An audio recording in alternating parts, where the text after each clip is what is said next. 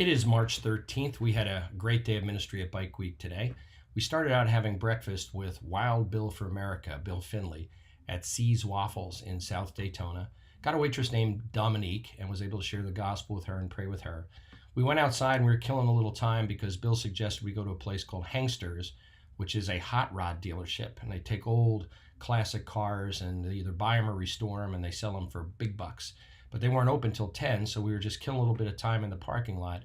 And two ladies came up, two older ladies, on their way into C's for breakfast, and they said, "Are you veterans?" And Larry said, "Yeah, I'm a veteran." And Ron said, "He's a cop," or was a cop.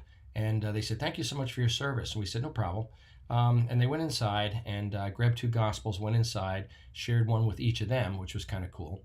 Then we ended up going to Hangsters, and from there we went to the Speedway. And we were sitting underneath, it's like a gigantic iron trellis with solar panels on top.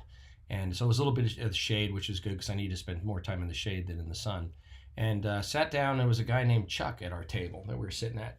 We ended up having a long conversation. I mean, he's a veteran. He flew helicopters in Vietnam. He was shot down 7 times.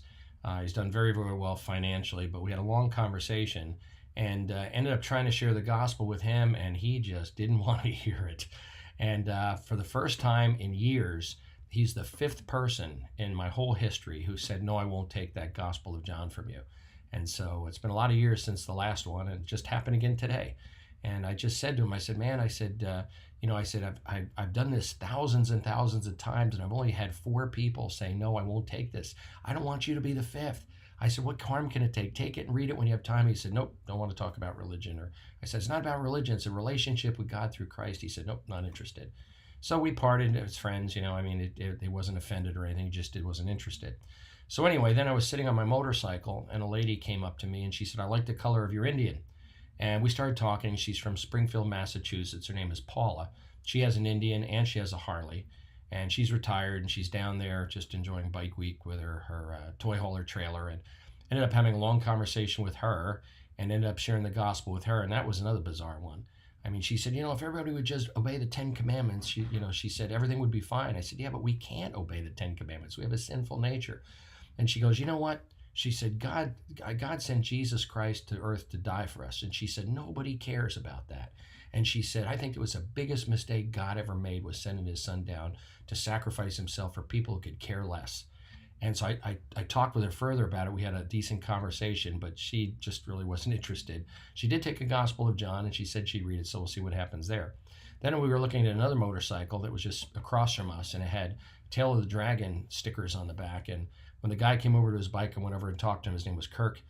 He's from Knoxville. We ended up having a good conversation, and he took a gospel and said, "Yes, I will definitely read this. I'm very, very interested in this." So that was good.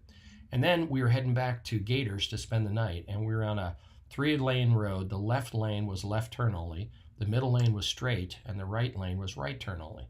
And we were stopped in traffic, and a lady pulls up next to Larry, and she said, "Excuse me," she goes, "I don't even know how to get home." She said, "I need to be in that center lane. Could I cut in front of you?" And we said, yeah, sure. Come on in front.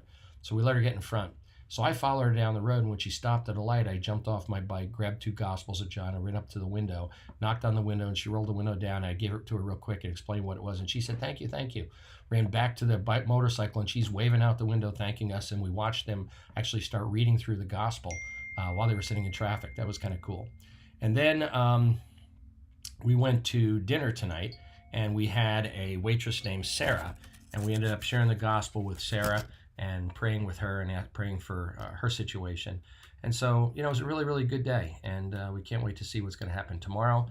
So stay tuned and keep praying for us. We appreciate it so much.